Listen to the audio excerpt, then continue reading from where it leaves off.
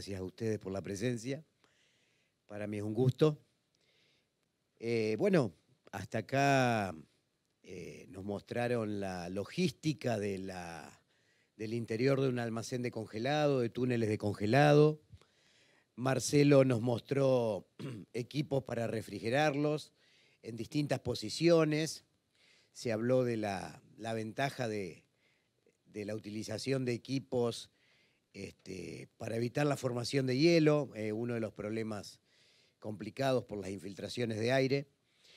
Y todo esto funciona con un sistema de generación, entonces nos vamos a salir un poquito del interior del almacén para enfocarnos un poquito en la generación.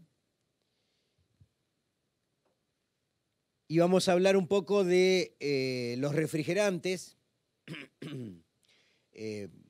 Una breve reseña, simplemente viendo cuál fue un poco el pasado, la historia de los refrigerantes, muy breve, cuál es el presente y cuál es el futuro de los refrigerantes, ¿no? Un tema bastante,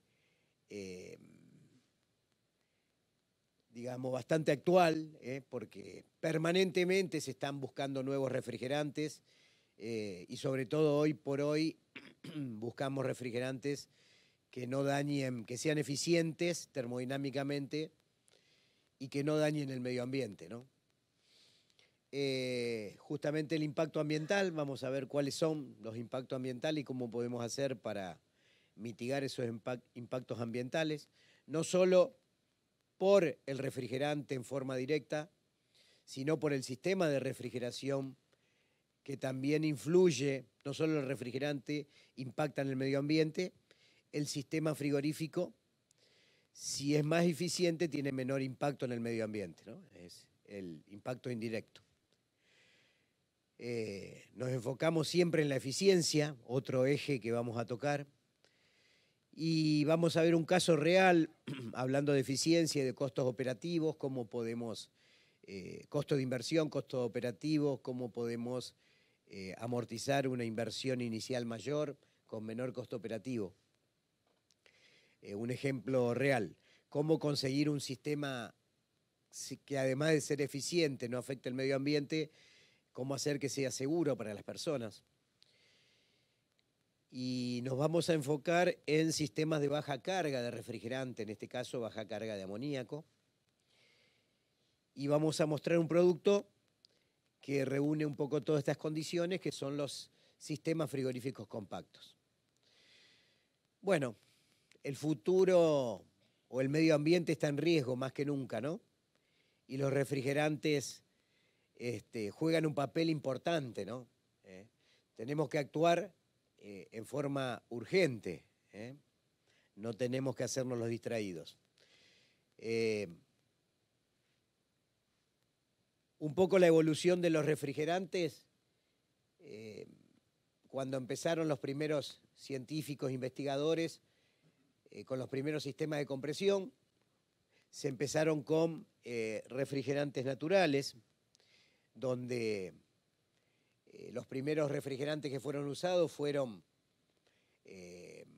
algunos hidrocarburos, éteres, amoníaco, dióxido de carbono, todas sustancias naturales, ¿no? Que tuvieron muchísimos problemas. Nos encontrábamos con accidentes, estamos hablando de más de 100 años atrás, donde la técnica y la ingeniería todavía de estos equipos no estaba desarrollada, entonces no eran equipos seguros, había intoxicaciones, explosiones, realmente muchos problemas y muchos accidentes. Siempre fueron refrigerantes eficientes, incluso el amoníaco permaneció en la industria. El dióxido de carbono en un momento tenía el CO2, muy de moda hoy, se dejó de usar por problemas de presión, por ejemplo, altas presiones. No estaba la tecnología todavía para hacer equipamiento seguro que resista esas presiones. Y así fuimos caminando hasta que allá por 1930 se encarga una empresa americana, encarga a un grupo de investigadores un proyecto para la creación de un refrigerante que no sea tóxico, que sea eficiente y fundamentalmente que no sea dañino para las personas, ¿no? Fue así como en una presentación prácticamente mediática aparece el primero de los freones llamado el R12, donde Thomas Migley, quien lideraba el equipo de investigación, aspira del refrigerante, lo sopla sobre una vela, de esa manera demuestra que no era tóxico ni explosivo. Realmente fue un logro importante porque era un refrigerante que no era tóxico como, por ejemplo, como el amoníaco y demás, pero y empezaron a desarrollarse otros y a usarse en equipos domésticos, comerciales, los automóviles, o sea, se desarrollaron durante prácticamente del 30 hasta los 80, donde aparece un problema nuevo que detectamos el agujero de la capa de ozono, el deterioro de la capa de ozono. Entonces, esos primeros refrigerantes que parecían mágicos, ¿no es cierto?, tenían un problema, dañaban el medio ambiente, afectaban la capa de ozono. Entonces, bueno, generamos una segunda generación donde ya no llamamos refrigerantes ecológicos, donde ya no dañaban la capa de ozono, sintéticos también, pero aparece un segundo problema. Empezamos a detectar que además de la capa de ozono, había la emisión de dióxido de carbono, que traía el famoso efecto invernadero o el calentamiento global, problema muy, muy vigente. Entonces, apareció otro índice que es el impacto, la liberación de CO2 al medio ambiente. A todo esto, el amoníaco se siguió usando en los sistemas industriales. En Europa, por ahí en Francia y demás, había perdido un poquito de protagonismo, donde estos refrigerantes sintéticos le disputaban el liderazgo al amoníaco. En Estados Unidos no, siempre se siguió usando el amoníaco.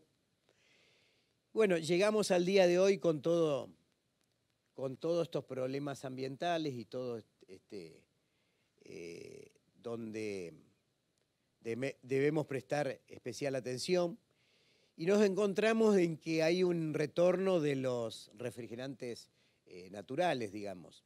Aquellos refrigerantes que eran peligrosos, hoy nos encontramos con otras estrategias, otra tecnología, y hacemos una verdadera reingeniería para poder usar esos primeros refrigerantes que tienen muy buenas propiedades termodinámicas como refrigerantes seguros y eficientes. Entonces, nos vamos a centrar en esos tres ejes: eficiencia, impacto al medio ambiente y seguridad para las personas. Entonces, ¿cómo hacer que esos refrigerantes naturales sean seguros para las personas? Ese es un poco el desafío, ¿no? Y ese es el futuro. Bueno, les voy a preguntar un poquito, ¿cómo ven ustedes? Cuando yo les digo amoníaco, ¿cómo lo ven? Ahí les ayudo un poco. Algunos lo ven de una manera, otros de otra. Ayúdenme, a ver. Palabras asociadas con el amoníaco. Respeto. ¿Qué más? Buen refrigerante. ¿Qué más? En algún momento se lo vio como un monstruo, ¿no? Peligroso. Bien, hay que tener cuidados. ¿Qué más? Correcto. Depende de dónde se lo aplique, en la zona donde lo apliquemos. No es lo mismo aplicarlo en un supermercado que aplicarlo en una zona industrial. Perfecto. ¿Qué más? ¿Cómo lo podemos?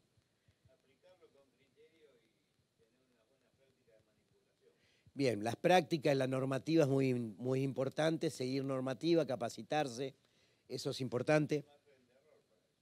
Correcto. Por eso es importante que lo maneje gente capacitada y con la normativa adecuada. Bueno, ¿cómo más? ¿Qué más? ¿Cómo más lo- Eficiente, sí, sí, es el más eficiente de todos. El- es la vedette. Sigue siendo la vedette. Bueno, es la vedette. Bueno, bueno, gracias, Débora. Te adelantaste un poco, pero bueno. Bueno, sí, siempre reinó un poquito el amoníaco, siempre reinó en la industria, nunca se fue de la industria, ¿eh? Aunque en algún momento se lo demonizó un poquito, siempre fue el refrigerante más eficiente. Una vez una persona así en una charla salió, me dijo, el amoníaco es un caballero, dice, porque cuando se escapa avisa. Y es verdad, en cuanto a seguridad también nos da una ventaja. El fuerte olor, en muy pocas partes por millón, en muy baja concentración, enseguida nos avisa naturalmente la presencia de amoníaco, y no da tiempo a salir corriendo. Entonces, se lo trató de demonizar, siempre reinó en la industria, es un caballero porque nos avisa cuando se escapa. Y un poquito de nuevo es la vedette de los refrigerantes, porque estamos en la onda de los refrigerantes naturales. Entonces vamos a buscar las estrategias para ver cómo podemos usar el mejor refrigerante de forma segura. Vamos a ver alguna comparativa de características entre los distintos refrigerantes, desde los sintéticos, R11, R12, R22, R134, R404, y los últimos, amoníaco, dióxido de carbono, propano, isobutano, todos estos refrigerantes naturales. Aunque nos parezca mentira, hoy estamos usando hidrocarburos en nuestras casas como refrigerantes. Usamos propano en los aire acondicionados, en forma totalmente segura. Lo importante para evaluar la peligrosidad o para poderlo usar en forma segura es los kilos de refrigerante que tenemos. Como tenemos muy baja carga, son seguros. No hay ningún problema para usarlo en forma doméstica. Entonces, por ejemplo, el amoníaco marcado en verde tiene 0 impacto al calentamiento global, que es el GWP, Global Warming Potential, o el ODP, que es el potencial de degradación de la capa de ozono. Entonces el amoníaco tiene 0 impacto al calentamiento global y 0 impacto, 0 daño a la capa de ozono. Fíjense los sintéticos, los primeros sintéticos, el R11, el R12, tenían un potencial de daño a la capa de ozono máximo, que se le asignó 1, al máximo daño a la capa de ozono se le asignó 1. Eso era el R11, el R12. Posteriormente vinieron refrigerantes sintéticos de otra generación, por ejemplo, el 134, el 404, donde ya no tenían impacto a la capa de ozono, pero sí siguen dañando o aportando al calentamiento global, que es el GWP.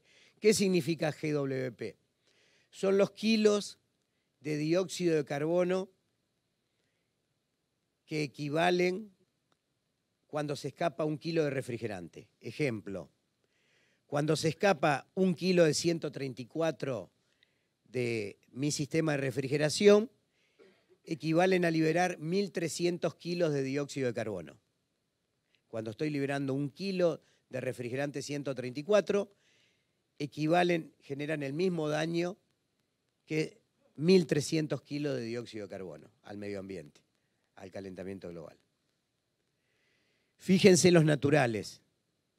El amoníaco ya dijimos 0 impacto, el dióxido de carbono, otro refrigerante natural, que es inocuo como el amoníaco, tiene 1 al calentamiento global porque es esa misma sustancia, dióxido de carbono.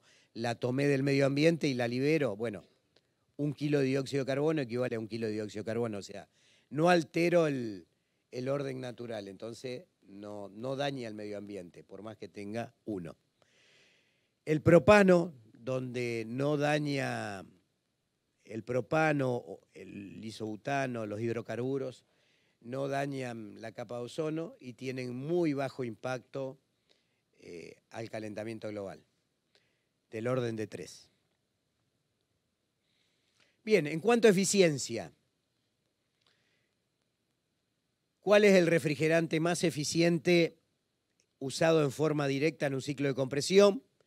En un rango entre menos 35 y 0 grados de evaporación, el rango más utilizado de temperaturas de evaporación. El amoníaco en color violeta, digamos, es el que mayor eficiencia o COP tiene. La línea fucsia es el COP ideal de Carnot, no lo puedo lograr con ningún ciclo real, es una máquina teórica de máxima eficiencia, con el que más me puedo aproximar es con el amoníaco. El R22 tenía buenas propiedades, el R134, pero bueno, ya vimos los impactos ambientales que tienen esta sustancia. Entonces, además de ser inocuo al medio ambiente, el amoníaco es el más eficiente. Cuando digo eficiencia, ¿qué significa? Generar el objetivo, la unidad de refrigeración, los kilowatts de refrigeración, consumiendo la menor cantidad de energía. De eso se trata. La máquina frigorífica va en contra de la cuestión natural, la transferencia del calor natural. El calor naturalmente va de una superficie más caliente a una superficie más fría. Lo que queremos hacer con la refrigeración es quitar calor de una fuente fría, de la cámara fría, quitar calor y tirarlo al medio ambiente. Para eso tenemos que hacerlo, es antinatural, sacarle frío a una fuente fría y tirarle a una caliente. Vamos en contra de la transmisión natural del calor, entonces necesitamos consumir energía en una máquina de compresión mecánica. Entonces la eficiencia trata de lograr el objetivo con el menor consumo de energía posible. De eso se trata cuando hablamos de eficiencia. Hay distintos sistemas de compresión y en esto, por ejemplo, hoy se hablan de, está muy de moda usar el dióxido de carbono. Cuando hay restricciones para usar amoníaco, se usa en los recintos dióxido de carbono, que como no se lo puede condensar, normalmente se lo combina con el amoníaco, confinado en una sala de máquinas, alejado de las cámaras, y en las cámaras yo bombeo dióxido de carbono. Es un sistema indirecto, en lugar de tener un fluido secundario que puede ser un glicol, es un fluido secundario que se evapora, dióxido de carbono o CO2. Este gráfico muestra la eficiencia de los distintos sistemas. En rojo, amoníaco directo, donde el amoníaco directo logra la mayor eficiencia entre menos 40 hacia arriba. Solo es superado por un sistema en cascada de amoníaco dióxido de carbono para temperaturas menores a menos 40 grados centígrados. Y si usamos refrigerantes secundarios, sistemas de glicol, perdemos eficiencia y tenemos una eficiencia menor a estos otros sistemas. Bien, si hablamos de eficiencia, lo primero que tenemos que asignar cuando hablamos de eficiencia son prestar atención a las temperaturas, a las presiones, a los parámetros operativos, que son la temperatura de evaporación, temperatura y presión de evaporación y temperatura y presión de condensación. Yo siempre digo, asocio la presión y temperatura de evaporación al punto de partida, o sea, al punto de partida donde partimos a... La escalera es el trabajo de compresión, el trabajo que tenemos que hacer para ir de una menor presión a una mayor presión. Entonces, desde una presión y temperatura baja, vamos a una presión y temperatura alta, mediante un compresor que pone energía, que es el que pone la energía para subir esa escalera. ¿Cómo va a ser más eficiente? ¿Cómo vamos a gastar menos energía? Con una baja presión de condensación y con una alta temperatura de evaporación. Lo que queremos hacer es que esa escalera de compresión sea lo más chiquita posible, para que en este ciclo de refrigeración gastemos menos energía. O sea, queremos una escalera pequeña. Una escalera pequeña significa tener una alta temperatura de evaporación y una baja temperatura de condensación. Para eso tenemos que tener evaporadores adecuados, de superficie adecuada, y condensadores de superficie adecuada. O sea, priorizamos buena superficie de intercambio para tener menor máquina, menor gasto de energía. Ese es el concepto de eficiencia. Los condensadores evaporativos son los que me permiten lograr menores presiones de condensación, porque a diferencia de los condensadores por aire, la temperatura de referencia no es la temperatura de bulbo seco, es la temperatura de bulbo húmedo donde yo tiro el calor, que está 10 grados más o menos por debajo de la temperatura de bulbo seco, la de bulbo húmedo. Un día de verano, 35 grados centígrados de bulbo seco, la temperatura de bulbo húmedo que está en 25 grados, si es un día medianamente seco. Entonces, esa ventaja me la permiten aprovechar los condensadores evaporativos, donde tiran el calor a una menor temperatura y logran menor presión de condensación. Logran que esa escalera sea más baja y consumir menos energía. Bien, si nos enfocamos un poco en el que sube la escalera, que es el compresor, y en particular en los compresores de tornillo, por ejemplo. Los compresores de tornillo son compresores que funcionan muy bien en altas relaciones de compresión, se adaptan muy bien a todas las relaciones de compresión, pero en general tienen un punto débil, que es cuando trabajan a cargas parciales. Un compresor de tornillo funciona muy bien, es muy eficiente trabajando al 100%. Cuando yo voy trabajando con menores, perdón, ahí me salí. Gracias, Marta. Ahí está. Cuando al 100%, por ejemplo, definimos el COP, tomando una temperatura de evaporación menos 15 y una condensación de más 35, COP es un índice de eficiencia. Son los kilowatts que entrega refrigeración dividido los kilowatts absorbidos en el eje de energía. Entonces, más alto es el COP, mayor es la eficiencia. Al 100% un compresor de tornillo me da un COP alto de 3.5. En cambio, al 50% de capacidad, cuando tengo menos carga, ese COP cae a 2.74. Y si estoy en un 20% de capacidad, el COP cayó prácticamente a 2. Entonces, el compresor de tornillo tiene muy buena eficiencia, muy buen COP a plena carga, pero tenemos problemas cuando lo queremos trabajar a muy baja carga. Conclusión, no nos sirve tener una máquina muy grande para trabajar la baja capacidad. Es preferible tener 2 máquinas o 3 máquinas para marchar siempre de acuerdo a la capacidad que se tenga a plena eficiencia. Eso es simplemente lo que les quería transmitir. Bien, hay una forma mejor de parcializar capacidad. Acá vemos... ¿Perdón? ¿Alguna pregunta?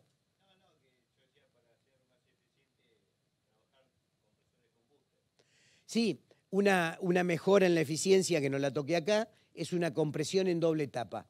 ¿Qué es una compresión en doble etapa? Esa escalera yo la puedo subir en 2 etapas de presiones. Un compresor booster, como dice el señor, hasta un descanso intermedio. Ahí lo toman los compresores de alta y es una mejora en eficiencia de un ciclo de refrigeración.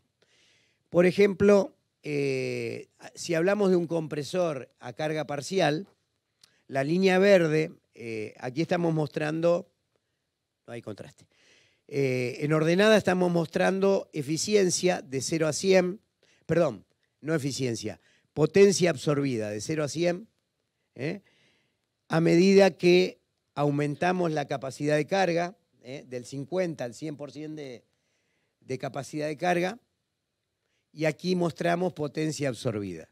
Quiere decir, al 50% de capacidad,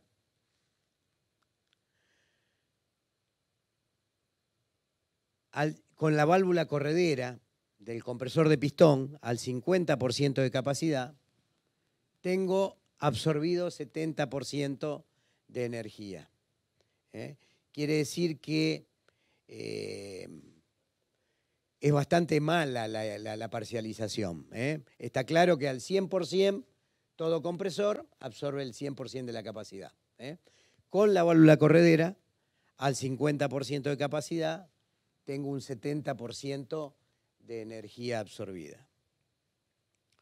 Si en cambio yo uso un variador de frecuencia en lugar de la válvula corredera, puedo acompañar bastante bien a cargas parciales la eficiencia. Es decir, al 100% tengo 100% de la potencia absorbida, al 50% de velocidad tengo aproximadamente un 50% de potencia absorbida. O sea, una mejor forma de parcialización sería mediante un variador de frecuencia. Bien, ¿cuándo la máquina va a trabajar a cargas parciales? Bien, de todas maneras, siempre un rack de cabeza, tener muchos compresores en paralelo, o más compresores en paralelo, es decir, tener módulos más pequeños de capacidad, siempre me va a permitir ser más eficiente a cargas parciales, porque puedo marchar. Aquí tenemos 5 máquinas, no deben estar todas en la misma temperatura, quizás haya 3.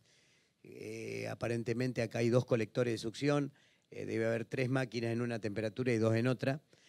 Pero el hecho de tener 1/3, 2/3 o los 3/3, tengo posibilidad de trabajar con mejor eficiencia a cargas parciales. Si además de esto a las máquinas le ponemos un variador de frecuencia, me permite un rango de eficiencia bueno en todas las capacidades de carga. O sea, cuando tengo plena carga o cuando tengo muy baja carga, por ejemplo, un fin de semana, donde no tengo carga de cámaras y demás.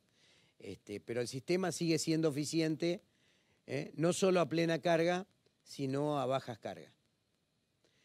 Muchas veces nos olvidamos de las bajas cargas porque dimensionamos los sistemas que sean eficientes para cuando están a plena carga, pero quizás la mayor parte del año están a cargas intermedias o a baja carga.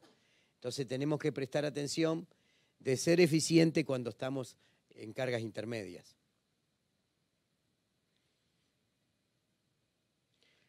Bien, si comparamos refrigerantes, este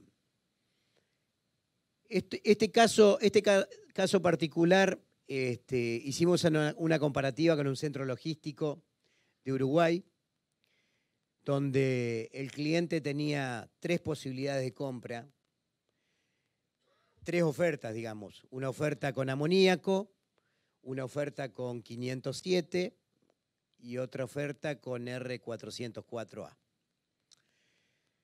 Uno de ellos, el amoníaco, era una sustancia natural y el 507 y el 404 son sustancias químicas sintéticas. Las ventajas, digamos, en cuanto a medio ambiente ya las vimos. El amoníaco 0 impacto a la capa de ozono y 0 impacto al calentamiento global. El 507 y el 404, cero impacto a la destrucción de capas de ozono, pero un alto impacto al calentamiento global. Entonces, el calor latente, o sea, los kilojoules, la energía que me entrega por cada kilo evaporado, en el amoníaco son 1.300 kilojoules por cada kilo de amoníaco que evaporo. El 507, 175 y el 404, 81. Ahí vemos el alto calor de evaporación que tiene el amoníaco porque es un gran refrigerante, porque absorbe mucho más calor por cada kilo que se evapora. Esto es una propiedad termodinámica característica de la sustancia. El sistema de condensación propuesto en el caso de amoníaco era evaporativo, o sea, usábamos agua y aire. En el caso de 507 usábamos como condensación, esa propuesta usaba aire. El 404 también era un sistema de condensación por aire.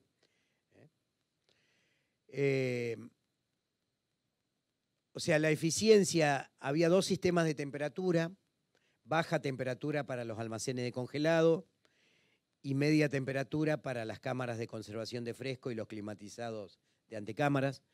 Entonces, en baja temperatura, la eficiencia del COP condensado por agua por evaporativo da 1.8, mucho más alto que el 507 y el 404, donde dan aproximadamente 1 de COP de eficiencia.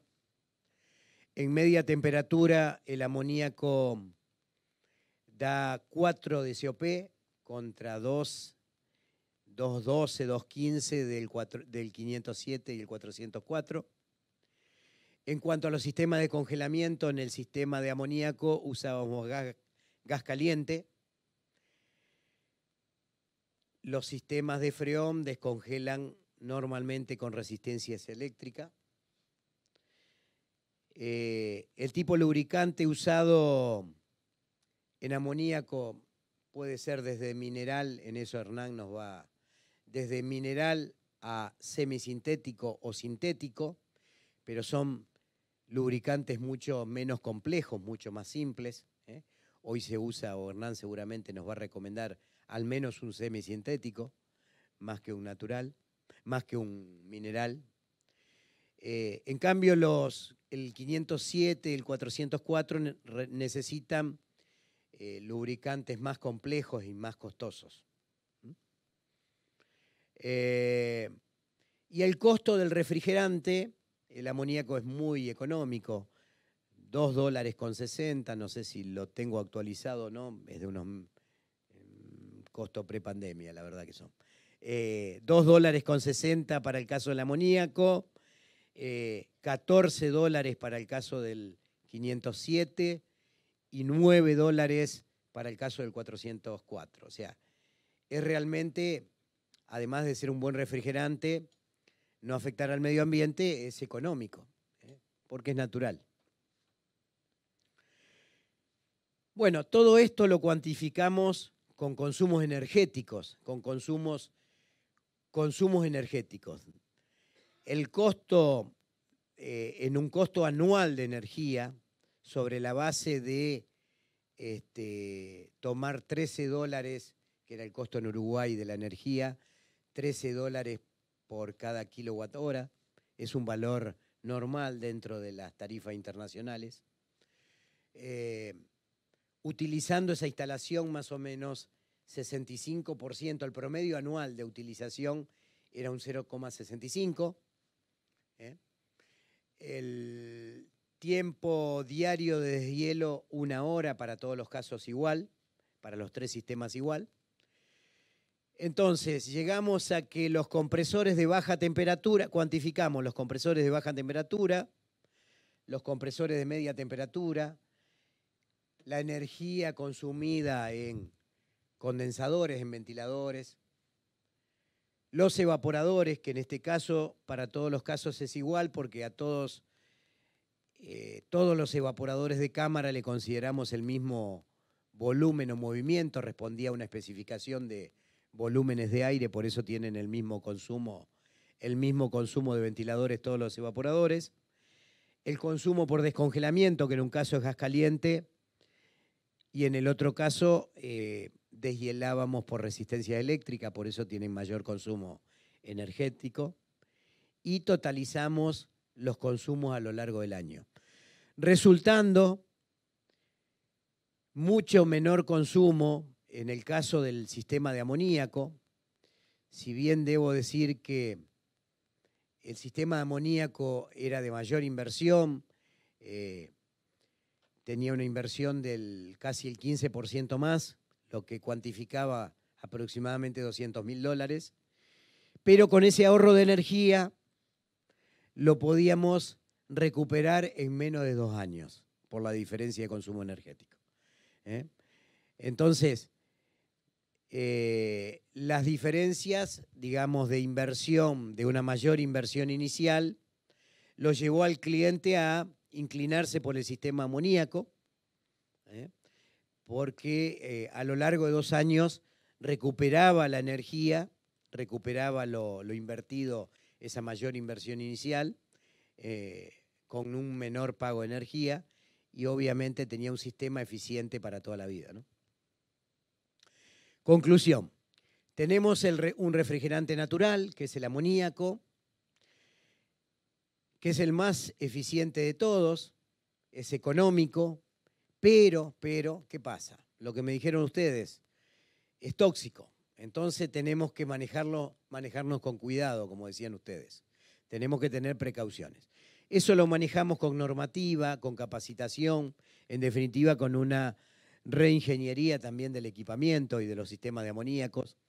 Y de esos vamos a charlar ahora, a ver cómo hacer seguro un sistema de amoníaco, que es el más eficiente de todo, y no impacta al medio ambiente. ¿Cómo hacerlo seguro? El riesgo de un refrigerante tiene que ver con la carga de refrigerante. De hecho, en Estados Unidos hay mayores exigencias para sistemas de amoníaco que tienen mayor carga. Por ejemplo, hasta 500 libras de amoníaco deben solamente informarse a un comité de emergencia local. Pero cuando tenemos más de 10.000 libras de amoníaco, que son 4.500 kilos, ya se debe cumplir con otras normativas, otras regulaciones más exigentes. Y además se debe presentar un plan de gestión de riesgo. Entonces, mayor carga de amoníaco, más reglamentaciones, además de mayores costos de seguros y demás, entonces, mayores exigencias. Entonces, el secreto de que el riesgo sea bajo, medio o alto está en los kilos de amoníaco, en los kilos de refrigerante que yo tengo en mi sistema. Los sistemas tradicionales de amoníaco, las salas de máquinas convencionales, tienen un índice de carga, o sea, mucho volumen de amoníaco. Por ejemplo, una instalación de 2.000 kilowatts, 1.700.000 kilocalorías, carga más o menos 8.800 kilos de amoníaco. Si divido 2.000 kilowatts dividido 8.800 me da un índice de kilos de amoníaco por cada kilowatt generado de 4.4. Es un índice normal de los sistemas convencionales de amoníaco que podemos tener en cualquier planta, la planta de ustedes, seguramente. Sí. Sí. Sí, dame 5 minutos, por favor. ¿Sí? 6 minutos. 5, vamos a tratar de hacerlo en 4. ¿Cuáles son las estrategias para bajar la carga? El diseño de los evaporadores. A ver. Bien. Para ver cuáles son las estrategias tenemos que ver dónde está la carga de amoníaco. Y el amoníaco mayormente está en los evaporadores, en los que nos mostró Marcelo Sierra. El 36% del volumen de amoníaco está en los evaporadores. El 34% está en los recipientes, solo un 11% está en los condensadores y hasta un 19-20% están las cañerías. Entonces, ¿dónde vamos a trabajar? En el diseño de los evaporadores. Vamos a tratar de que los recipientes sean del menor volumen posible y vamos a tratar de que las cañerías sean del diámetro adecuado, pero no exagerando, y lo más corta posible. Entonces, ahí podemos trabajar en el diseño, en el diseño de un sistema amoníaco. Bien, por ejemplo, si esa sala de máquina que tiene 8.000 kilos de amoníaco, la dividimos en dos, ponemos una sala de máquina en cada extremo, vamos a bajar el riesgo a la mitad. Tenemos más o menos el mismo índice de 4, pero estamos bajando el riesgo a la mitad. Solamente vamos a tener cañerías más cortas. Pero si tomamos algunas medidas, como por ejemplo reducir la carga de los recipientes, usar fluidos indirectos, usar sistemas compactos donde los diámetros de cañería son menores, podemos realmente bajar sensiblemente ese índice y fundamentalmente también usando evaporadores con otros sistemas de menor volumen, por ejemplo, expansión directa. Entonces, conseguimos una opción a los sistemas tradicionales, son los sistemas frigoríficos compactos, donde realmente son sistemas modulares, digamos, donde el sistema frigorífico se ensambla en obra, lo ponemos al pie de la cámara para abastecer el servicio y el día de mañana conectamos energía, conectamos agua para condensar y ya salimos funcionando. O sea, ahorramos tiempo de montaje, además de bajar carga de amoníaco. Ahí esos sistemas son de acceso, de fácil acceso, además de ser compactos, son aptos para intemperie, y tenemos acceso lateral con distintas puertas para el mantenimiento.